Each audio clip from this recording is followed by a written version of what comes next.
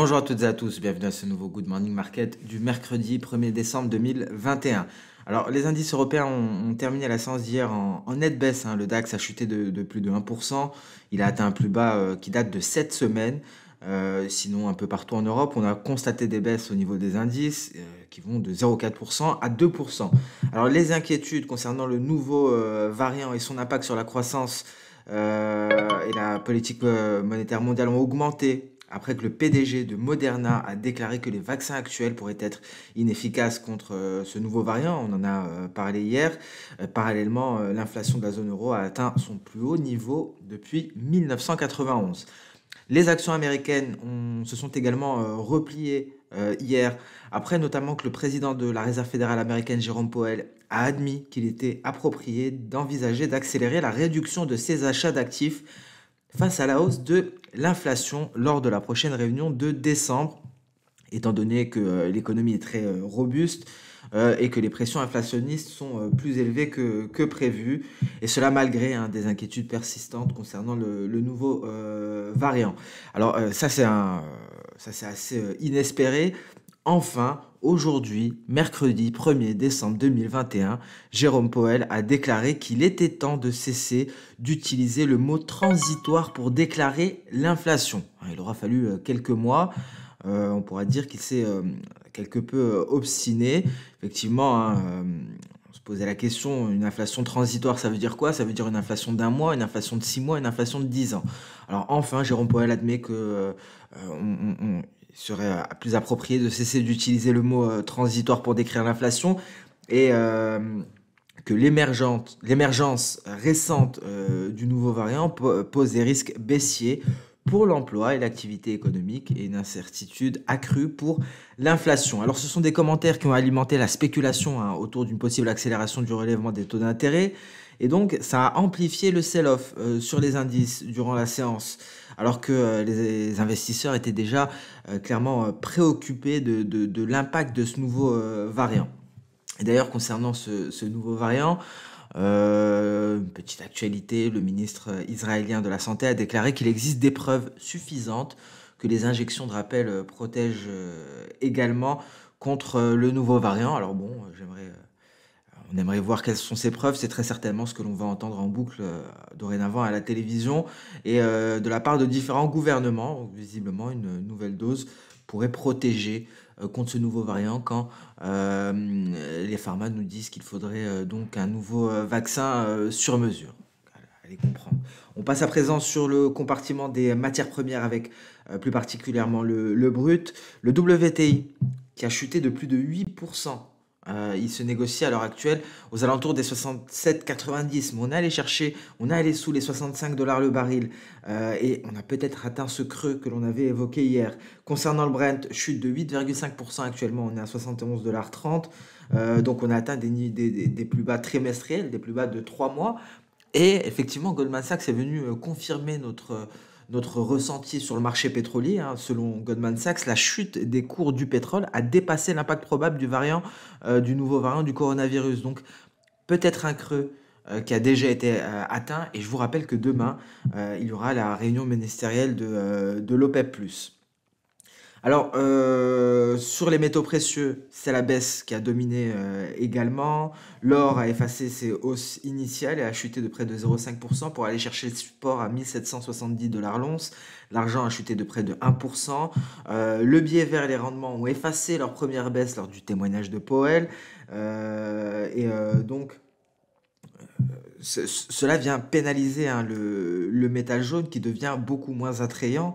Le billet vert plus fort vient rendre le métal jaune également plus cher pour des acheteurs qui ont d'autres devises autres que le billet vert. Donc un métal précieux, un métal jaune sous pression hier, et on pourra voir effectivement qu'on a un objectif très précis grâce aux projections de Soda. Donc voilà concernant le contexte de marché. Alors la grosse actualité, c'est que Jérôme Powell admet enfin que l'inflation ne peut plus être qualifiée de transitoire. Il était temps, ça fait plusieurs mois qu'elle était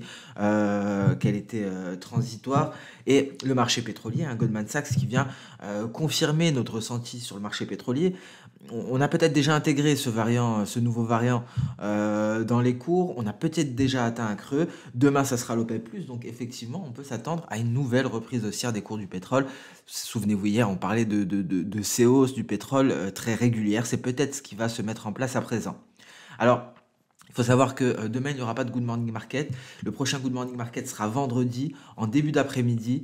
Je ne pourrai pas donc publier de Good Morning Market vendredi matin. Donc demain, il faudra rester prudent sur le marché pétrolier avec notamment l'OPEP+, mais en tout cas, il semblerait que l'on ait déjà atteint un creux. Donc voilà pour le contexte de marché.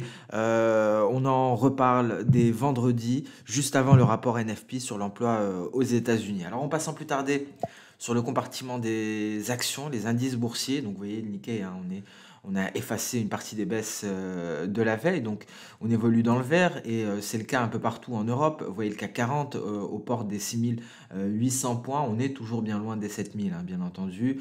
On a toujours un gap qui n'a pas été comblé ici et ce sera tout l'enjeu pour le CAC 40. Si on arrive à se hisser au-dessus des 6900 points, pourquoi 6900 points? Parce que c'est notre palier de Kijun.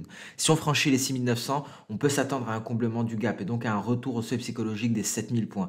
C'est vraiment l'enjeu. Vous voyez, le CAC 40 réussit à rebondir sur le nuage, plus précisément la SSB qui est confondue avec le retracement de Fibonacci à 50%.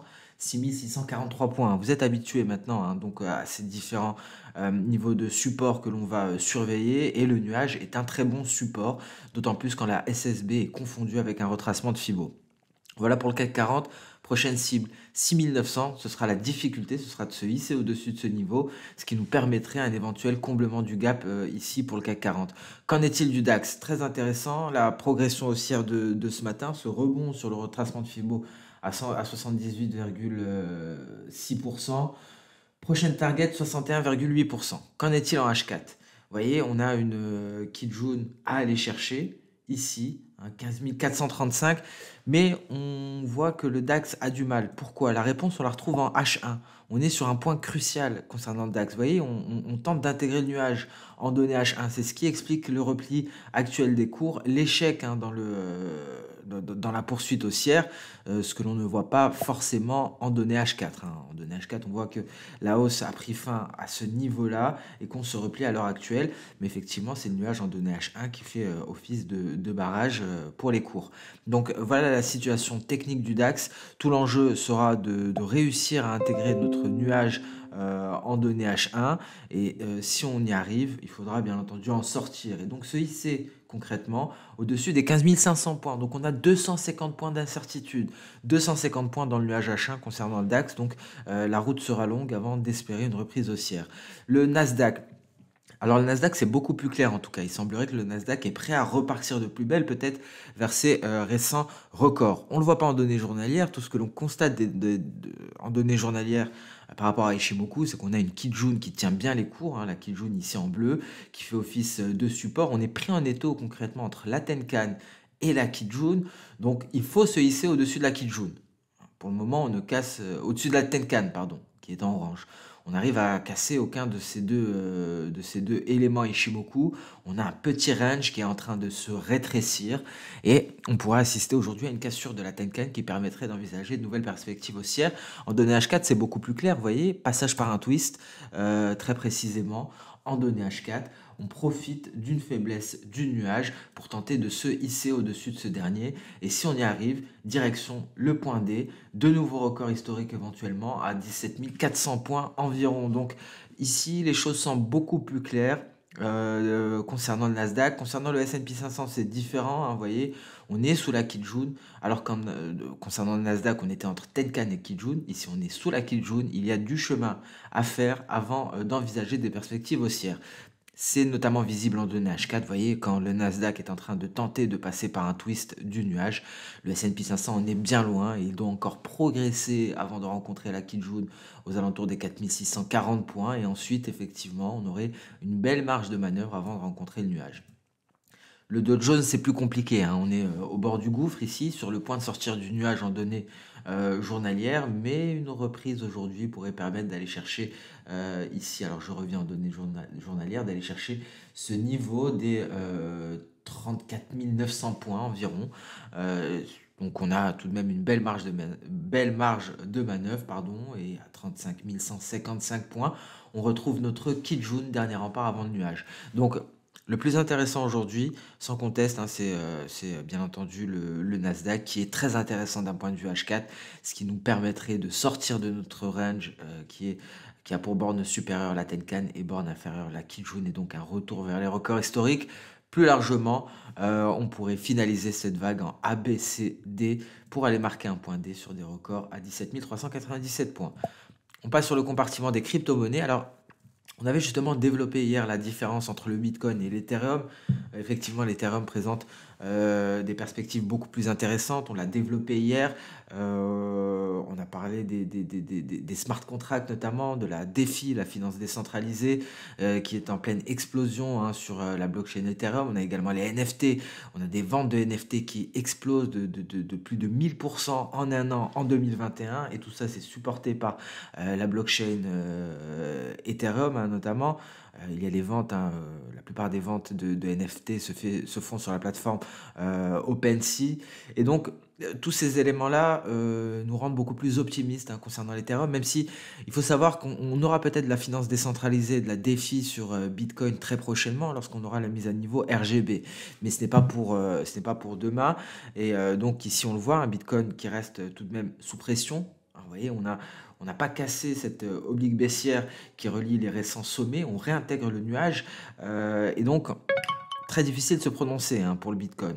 Autant on pourrait refranchir le nuage à la baisse et casser cette zone-là pour aller chercher les précédents creux, mais d'un autre côté, on pourrait très bien sortir du nuage par le haut et casser l'oblique baissière. Donc très dur de se prononcer. Pour l'Ethereum, c'est beaucoup plus clair, hein. Vous voyez, l'Ethereum, on est aux portes des records historiques. Donc ça tombait très bien. On le disait hier que l'Ether, donc la crypto-monnaie native de la blockchain Ethereum, l'Ether est beaucoup plus intéressante. On est aux portes des records, aux portes des 4868, il me semble.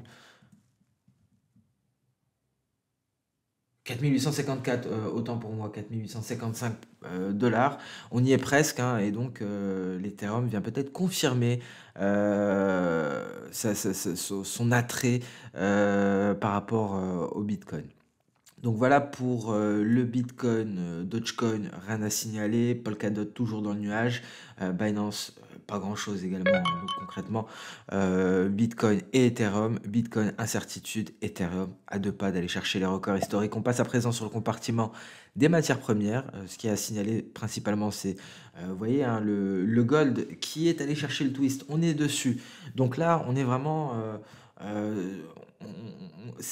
on est à un fil de s'écrouler, hein, concernant le gold, parce qu'on est sur un twist, le nuage n'est pas un support très fiable à ces niveaux-là, il est extrêmement faible. Je vous rappelle que plus le nuage est épais, plus il fait office de support et de résistance. Vous voyez ici, hein, le nuage tient à un fil.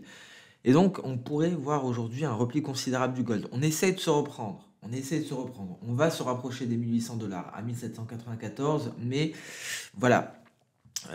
On aura peut-être la formation d'une mèche supérieure, comme hier, comme avant-hier, et ainsi de suite, hein. À chaque fois qu'on va chercher cette zone, il y a une mèche et on ne parvient pas à se hisser au-dessus.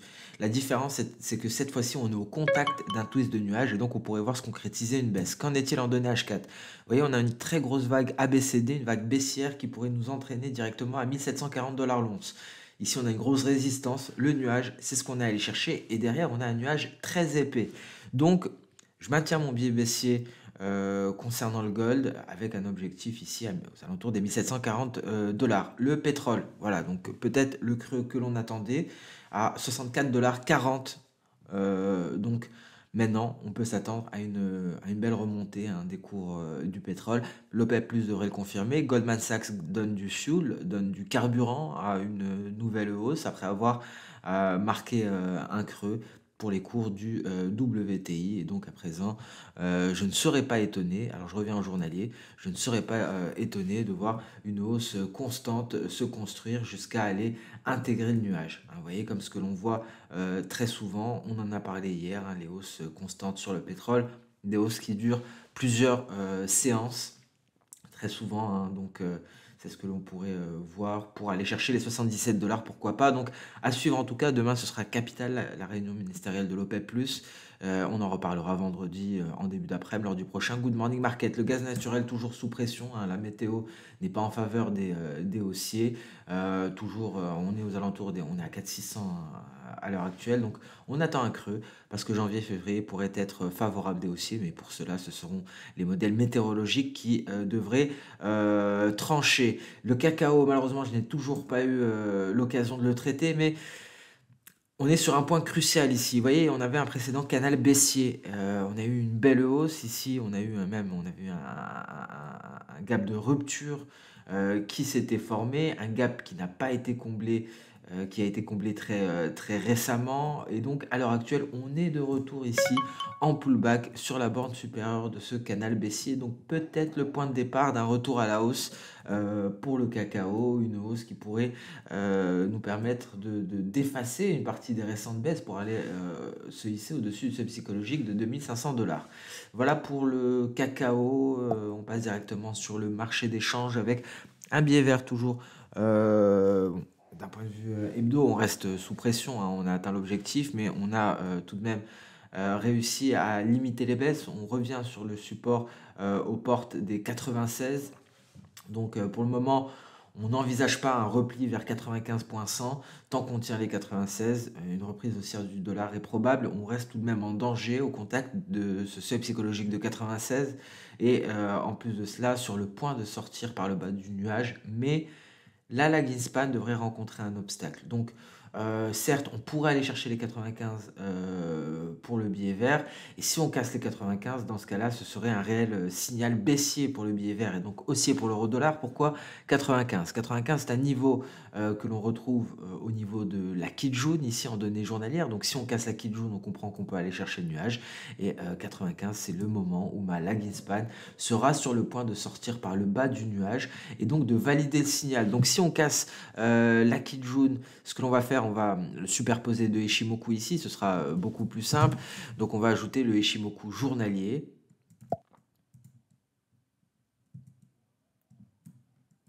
Ce qui nous intéresse principalement, c'est la Kijun. Donc on retire tout le reste, on va garder le nuage tout de même. Donc ici, si on casse la Kijun journalière, si les cours cassent la Kijun journalière, donc dans ce cas-là, cela permettrait à la lagging span de sortir par le bas du nuage et donc cela validerait le signal de vente qui aura été donné au moment de la sortie par le bas du nuage. Donc voilà, afin de mieux comprendre le raisonnement, c'est pour cela que les 95 seront un niveau très important pour le billet vert, parce que si on casse les 95, dans ce cas-là, on pourrait s'attendre à une poursuite de la baisse en direction du nuage journalier. Et donc dans ce cas-là, l'euro-dollar devrait repartir à la hausse et cela permettrait à l'euro-dollar de revenir au contact ici de cette oblique baissière et donc au contact du nuage aux alentours des 1,1530. Donc tout dépendra du billet vert, un billet vert que l'on va suivre avec attention. Ce graphique résume bien la situation avec un Ishimoku en données H4, un Ishimoku en données journalières, ce qui nous permet de comprendre pourquoi le niveau des 95,100 environ est un niveau capital. GBP-USD, vous voyez, on l'a pratiquement fait hier, les 1,3180 et on en parle depuis longtemps, hein, ce niveau-là. Et on est allé le frôler. Donc voilà, objectif atteint pour le GBP-USD. Donc maintenant, on marque une pause. Ça a été difficile, ça a été compliqué, notamment lorsqu'on était dans cette région-là, mais l'objectif a bien été atteint hier. C'est tout ce que j'ai pour vous concernant le marché d'échange. On va mettre un terme à ce nouveau Good Morning Market qui a annoncé la fin d'une inflation transitoire, hein, en citant Jérôme Powell, qui l'eût cru. Et donc sur ce, je vous souhaite une très bonne journée, une très bonne séance de trading. On se donne rendez-vous dès vendredi pour le prochain Good Morning Market en début d'après-midi. Donc demain, malheureusement, pas de Good Morning Market, mais on va débriefer très certainement de l'OPEP+, donc du marché pétrolier et du rapport NFP qui sera publié lundi en début d'après-midi. Merci à toutes et à tous pour votre attention et votre temps. Très bonne journée et à vendredi. Au revoir.